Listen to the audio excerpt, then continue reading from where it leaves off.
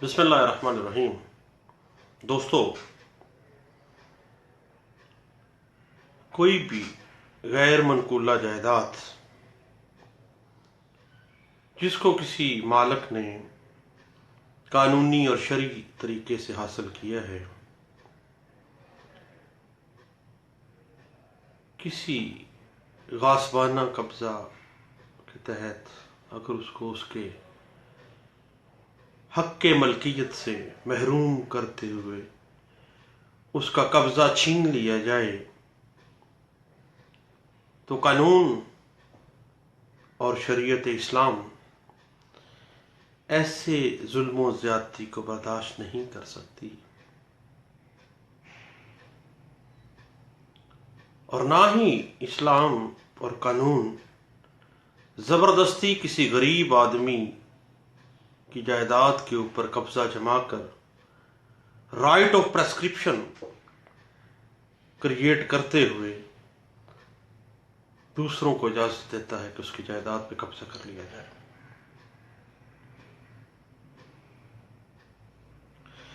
کیونکہ اسلام کی یہی فلسفی ہے، اور اسلام قطعی صورت ناانصافی کو پسند نہیں کرتا۔ غیر منقولہ جائیداد کیا ہوتی ہے؟ غیر منقولہ جائیداد کی جو ڈیفینیشن ہے ٹرانسفر آف پراپرٹی ایکٹ 1882 میں کی گئی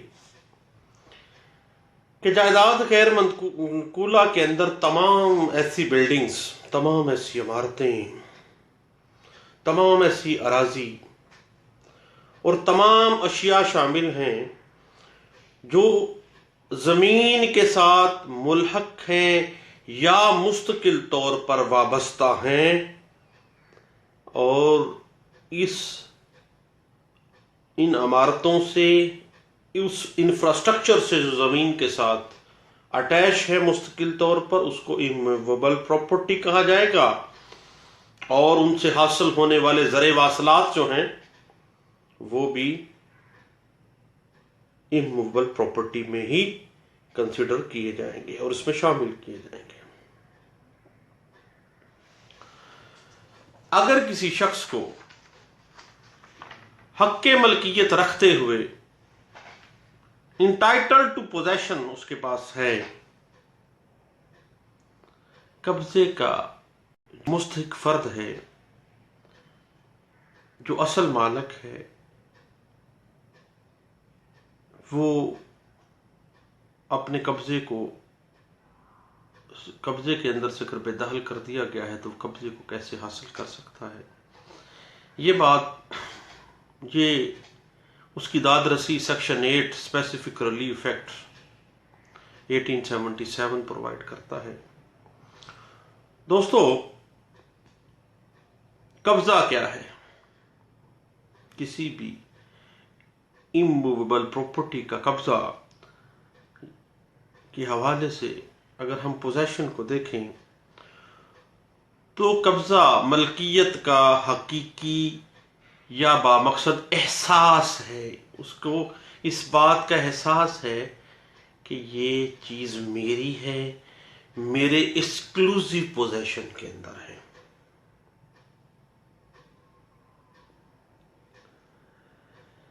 اب سیکشن 8 اسپیسیفک ریلیف ایکٹ 1877 کہتا ہے کہ a person entitled to the possession of specific immovable property may recover it in the manner prescribed by the code of civil procedure۔ چونکہ اس کے پاس entitle of ownership ہے، اس کو بے دخل کر دیا گیا ہے، قبضے سے محروم کر دیا گیا ہے، تو سیکشن 8 اس کو ریمیڈی پرووائڈ کر رہا ہے۔ تو سیکشن 8 کے تحت جو مالک ہے اس پراپرٹی کا، جو انٹائٹل ٹو پوزیشن ہے، وہ کوڈ آف سول پروسیجر 1908 کے تحت سول کورٹ میں دعویٰ دائر کرے گا۔ وہ سول کوڈ جس کو جس کی دائرہ اختیار کے اندر وہ اموویبل پراپرٹی ایگزسٹ کرتی ہے، جس کی حدود کے اندر ہے وہ غیر منقولہ جائیداد۔ ضابطہ دیوانی 1908 کا آرڈر 21 رول 35 اینڈ 36 اس کو ڈیل کرتے ہیں، اور وہ شخص چونکہ جائیداد کا مالک ہے اور اس کی جائیداد پر کسی شخص نے بغیر کسی قانونی استحقاق کے قبضہ کر لیا ہے، تو جو مالک ہے وہ بار بنائے حقوق ملکیت under section 8 specific relief act 1877 اپنا قبضہ واگزار کروا سکتا ہے، تخلیہ بھی لے سکتا ہے۔ یہ سیکشن 8 کی ایکسکلوسیو ڈومین ہے۔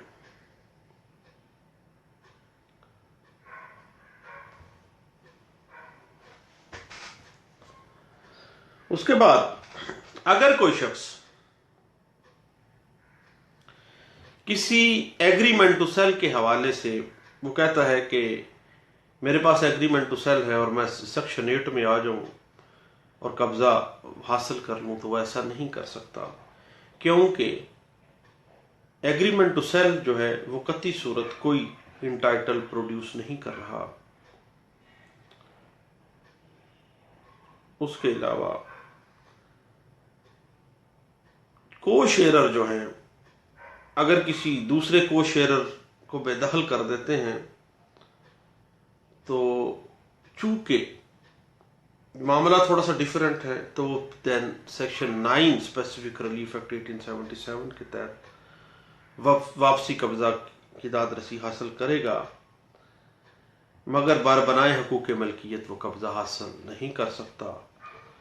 اور اسے دعویٰ دخل یا بھی بذریعہ تقسیم دائر کرنی ہوگی، کیونکہ وہ اس پراپرٹی میں کو شیئرر ہے اور وہ اپنی پراپرٹی میں دوبارہ اپنی دخلیہ پہ چاہ رہا ہے۔ مالک جائیداد جو ہے وہ قبضے کا حقدار ہوتا ہے، اور ناجائز جو قابض ہے اس کو قبضہ رکھنے کا کوئی حق نہیں ہے، اور جو انٹائٹل ٹو پوزیشن شخص ہے وہ اس کو بے دخل کر سکتا ہے under section 8 specific relief act 1877۔ اس میں کورٹ فیس واپسی قبضہ بر بنائے حق ملکیت سیکشن 8 1877 کے لیے جب بھی سوٹ فائل کیا جائے گا تو اس کے اوپر section 7 subsection 5 court fees act amended ہے 1973 کا اطلاق ہوگا، جبکہ اختیار سماعت کے اوپر سیکشن 3 سوٹ ویلیویشن ایکٹ بشمول rule 1 rule 3 high court order and rule volume 1 chapter 3 اس کے اوپر لاگو ہوگا۔ اراضی زرعی کے اوپر اگر معاملہ مستقل لاگو ہے تو مالیت کورٹ فیس اور اختیار سماعت 15 گنا فرد خالص منافع بر اراضی سال، جو پہلا سال تھا قبضے سے پہلے، جب اس کی ملکیت کے ساتھ ساتھ قبضہ اسی بندے کے پاس تھا، مدعی کے پاس، تو جتنی اس وقت منافع تھا ایک سال کا اس حساب سے کورٹ ویلیویشن لگے گی۔ اگر مستقل معاملہ تھا، ریونیو مستقل تھا، اگر غیر مستقل ہے تو مالیت مقدمہ بغرض اختیار سماعت 30 ٹائمز 30 گنا بر معاملہ اراضی متنازعہ بمطابق سوٹ ویلیویشن ایکٹ کی سیکشن 3 کے تحت اس کے اوپر کورٹ فیس لگے گی۔ اور اگر اموویبل پراپرٹی کوئی اراضی ہے، کوئی غیر کاشتہ اراضی ہے، غیر کاشتہ ہے، اس پہ کوئی کلٹیویشن نہیں ہے، کوئی باغ ہے، کوئی مکان ہے، دکان ہے، فیکٹری ہے، حتیٰ کہ مکان سکنی ہے، ریزیڈینشل پلاٹ ہے، تو اس پر مالیت جائیداد کے مطابق کورٹ فیس عائد ہوگی۔ ایگریکلچرل لینڈ پہ different according to the land revenue court fee and suit valuation determine ہوگا، اور اگر غیر کاشت اراضی ہے، کوئی باغ ہے، مکان ہے، دکان ہے، فیکٹری ہے، سکنی پلاٹ ہے، کمرشل پلاٹ ہے، تو جائیداد کی جو مالیت ہے اس کے مطابق ہی کورٹ فیس عائد ہوگی۔ اس کے علاوہ اب ہم آتے ہیں لمیٹیشن پہ۔ تو لمیٹیشن کے حوالے سے آرٹیکل 142 لمیٹیشن ایکٹ 1908 کے مطابق قبضہ حاصل کرنے کے لیے دعویٰ اسی دن سے جس دن انٹائٹل ٹو پوزیشن پرسن کو ڈسپوزیس کیا گیا تھا، وہ اندر میعاد 12 سال وہ پوزیشن دوبارہ حاصل کر سکتا ہے بر بنائے حق کے ملکیت۔ سیکشن 8 لاگو ہوگی، اسپیسیفک ریلیف ایکٹ 1877۔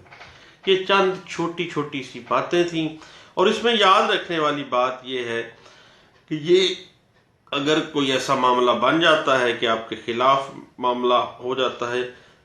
جس کے اوپر اپیل بھی لائی کرے گی اور نگرانی بھی،